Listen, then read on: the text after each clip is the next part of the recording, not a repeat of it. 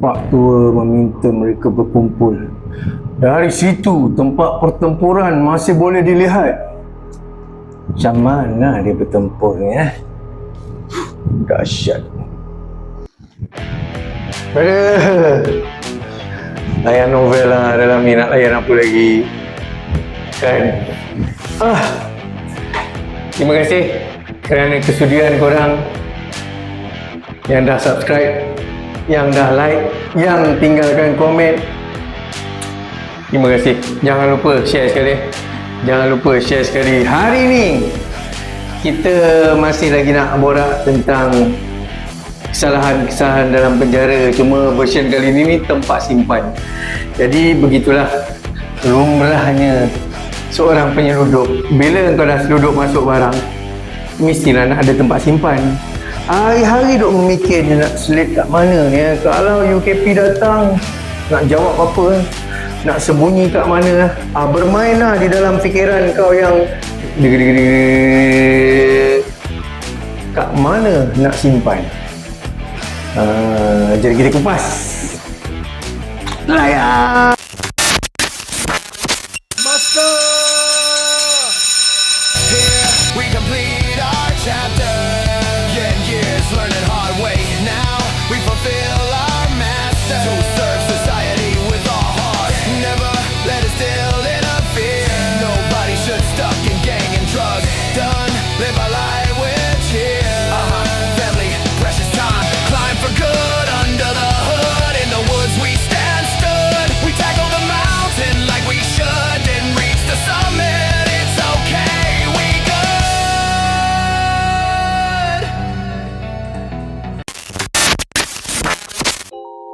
Terima kasih kerana dah layan channel ni.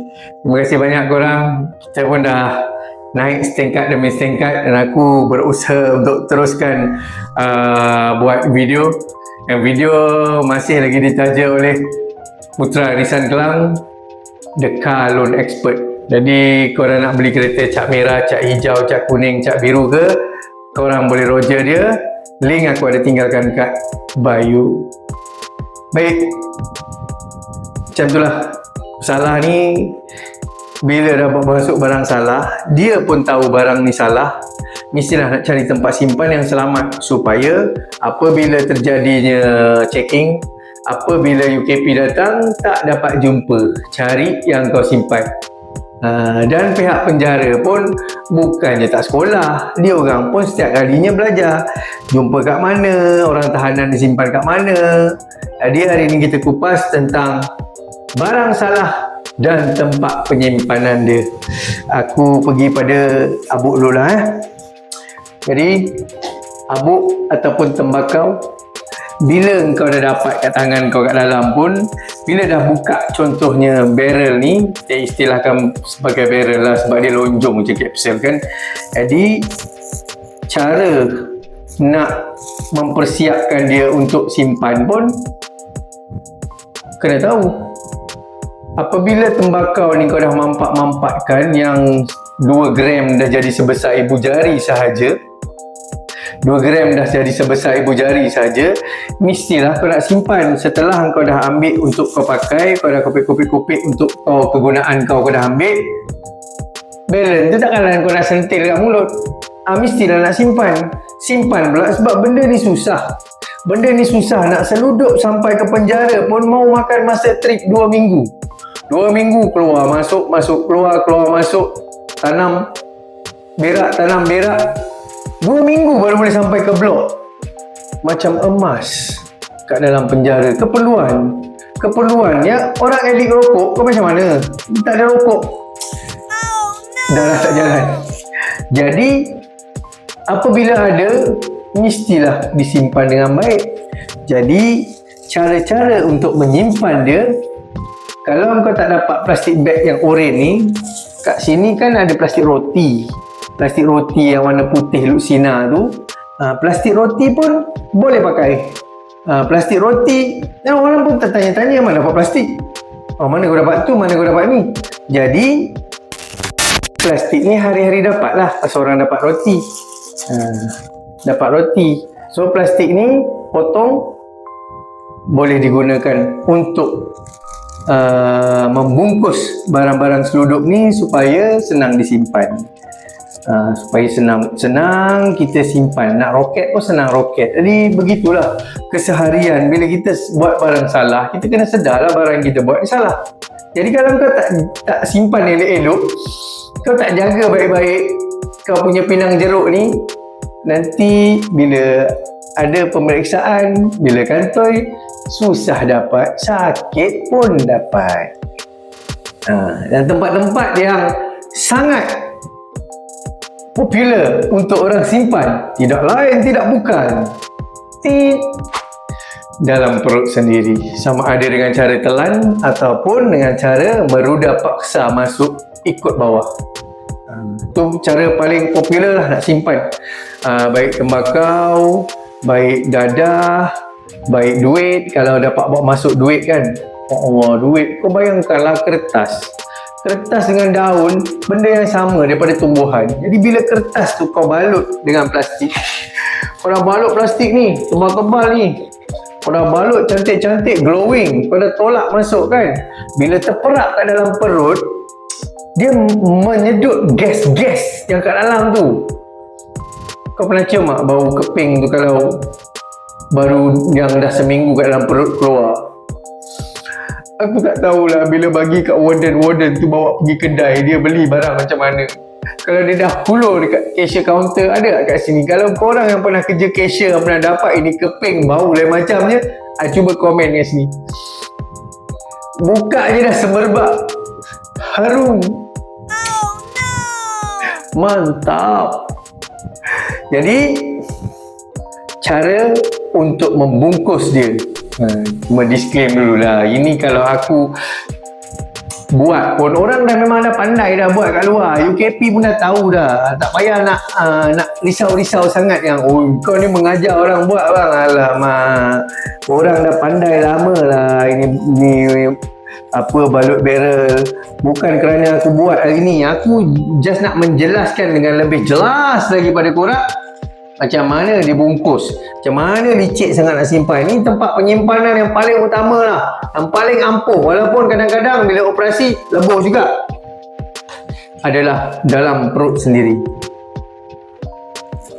Bungkus dengan mesra alam supaya tidak ada kebocoran yang berlaku. Kalau bocor, sendawa bau tembakau. Apa ni kau bau tembakau? Abuk kau roket bocor Betul. Kalau bocor je habislah kau. Sendawa bau tembakau mat. Ini dengan keahlian yang padu, plastik ni dipusing-pusing, dijadikan macam kulit bawang. Selapis demi selapis. Jadi bila selapis demi selapis tu, air tak masuklah kat dalam. Kat dalam perut kita kan ada air kan.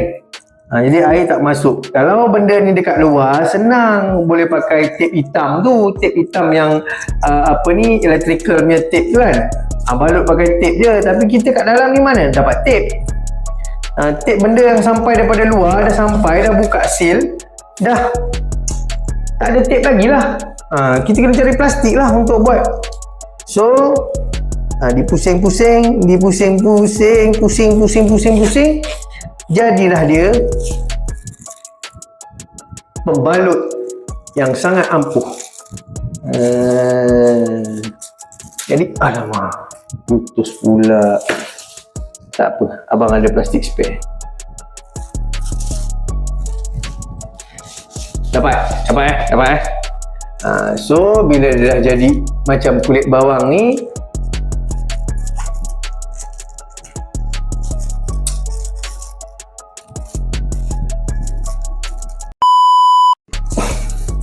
barulah kita seal bawah dia ni dengan cara bakar lah. Kalau macam abang punya bilik ni, tak kisahlah ada lighter. Bagi orang-orang yang tak ada lighter tu, pandai-pandai lah kau nak spark. Kau nak spark, jadikan api untuk kau bakar dan kau lekatkan.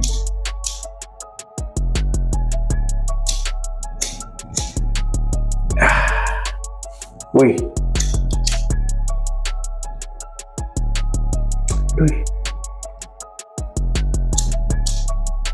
Bagi kawan-kawan yang belum subscribe, tolong subscribe dulu ini channel sebagai tanda kau support.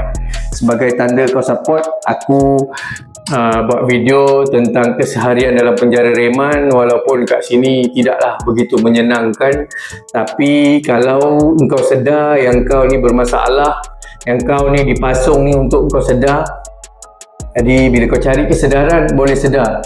Cuma kalau kau asyik menyalahkan dan kau kena tangkap ni, alah polis dekat luar orang yang kilo-kilo tak tangkap, yang kita yang 12-2 ni barang sikit-sikit ambil untuk isap je bang, kena tangkap. Itu maknanya kau tak merelakan, kau tak faham yang kau ni tengah di rehab, Allah ni tengah nak pulihkan kau. Kat luar kau tak berfikir, jadi letak tempat yang kosong, yang sempit, yang kumuh ni. Kalau kat sini pun kau tak berfikir juga, brain kau dah rosak. Brain kau dah rosak. Betul, dadah ni membuatkan brain manusia ni stuck, jam, jadi rosak. Baik brother, setelah menjadi kapsul comel macam ni orang kau telan. Telan dan proses dalam perut manusia ni, bila kau telan hari ni, besok berak dah keluar dah. Cuma bila berak keluar, dia keluar sekali dengan package coklat-coklat sekali lah. Sekali dengan package coklat-coklat sekali. Ini antara cara-cara untuk menyimpan benda di dalam perut. Dan kita pun tahu dekat dalam penjara ni, anytime orang datang boleh checking kat bilik kau. Even warden lalu pun dia suspect kau ada apa-apa bau ke apa dalam bilik kau, dia terus buka selak, kau keluar semua. Keluar dia check semua. Kantor dia panggil UKP datang. Dia ada hak untuk memeriksa kau. Jadi jelas cara simpan di dalam penjara. Yang pertama, paling ampuh, telan masuk dalam perut. Yang kedua, roket masuk ikut dubur engkau sendiri. Yang ketiga dan seterusnya, aku ambil 3-4 macam tu je lah. Mengambil kesempatan pada barang-barang yang ada di sekeliling. Contoh, kalau zaman lama dulu, lampu tu tak ada casing transparent yang skru lampu. Jadi dekat lampu Kalimantan tu masih boleh buka dia punya bab, dan dia ada satu, dia punya badan tu kan, rumah dia tu, buka sana, simpan dekat dalam tu pun orang buat. Jadi macam mana nak panjat ke atas, tinggi cok, tak ada tangga dalam bilik, tak ada apa meja untuk ni. Manusia punya human staircase staging. Seorang berdiri macam ni, seorang panjat atas ni, yang lain lagi akan panjat lagi seorang ke atas. Jadi 3 step dah sampai lampu. Staging lah. Tahan lah macam ni, berat badan kau atas 50 kg, tahan lah. Untuk menyimpan sahaja. Itu untuk simpanan di atas, sama ada di dalam badan lampu Kalimantan, walaupun lampu tu sekarang dah tak boleh, dah ada pakai casing, di jeriji besi atas tu. Tu jeriji angin tu kan. Di sebalik belakang ke apa. Cuma bila UKP checking, dia tetap juga bawa tangga. Dia bawa tangga sebab dia orang pun dah belajar dah ini barang.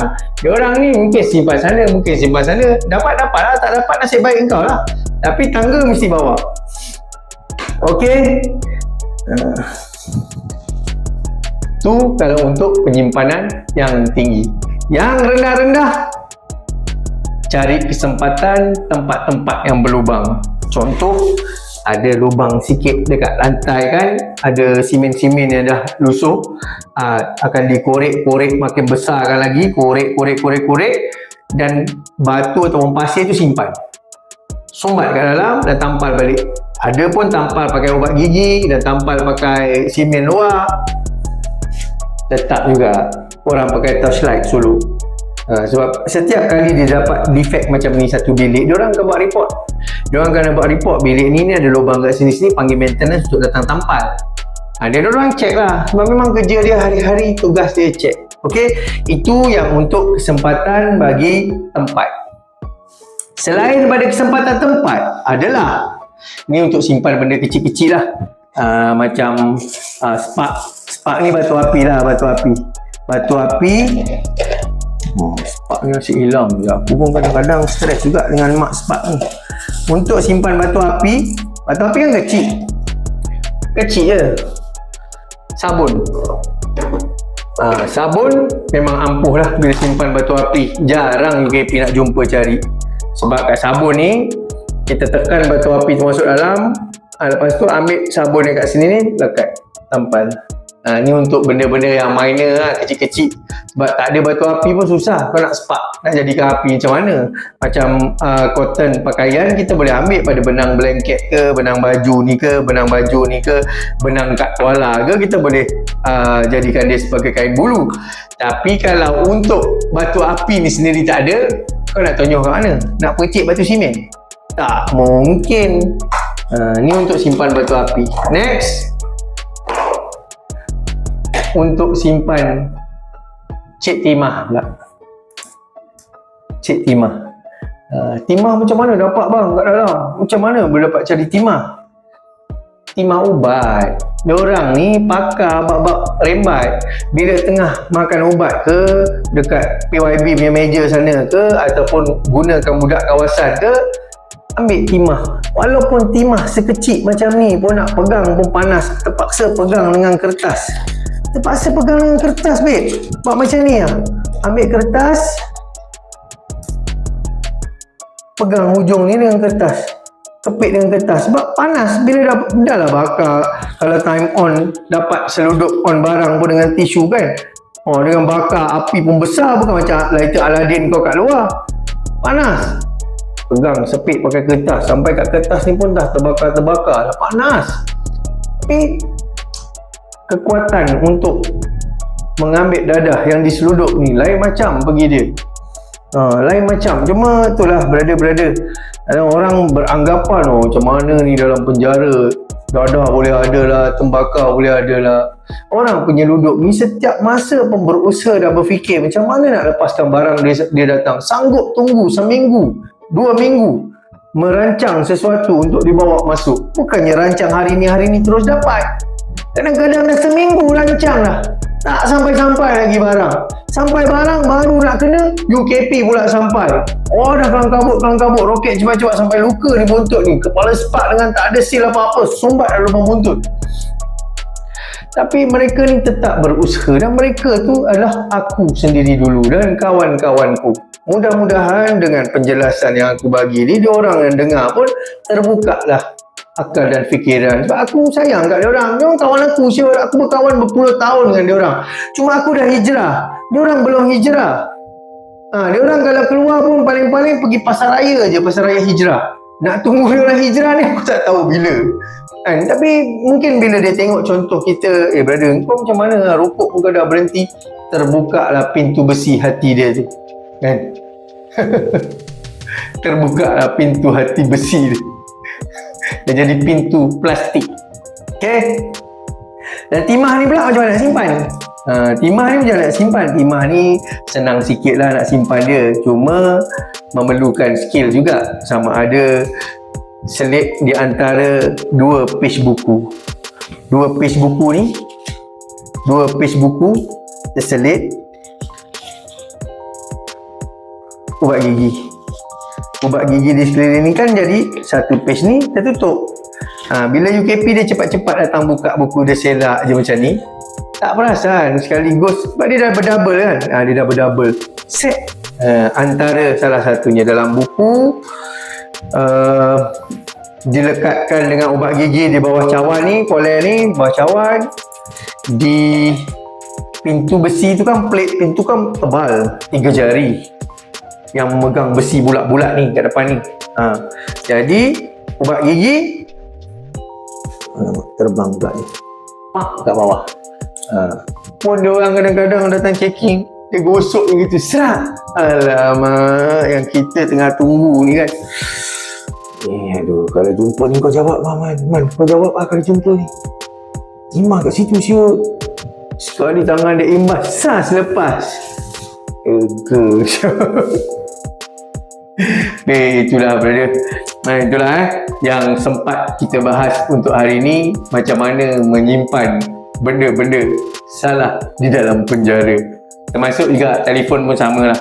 Telefon ke, SIM card ke, memang hari-hari kita memikirkan nak simpan mana, selamat ke tak kat sini. Dan simpanan ni ubah-ubah lah.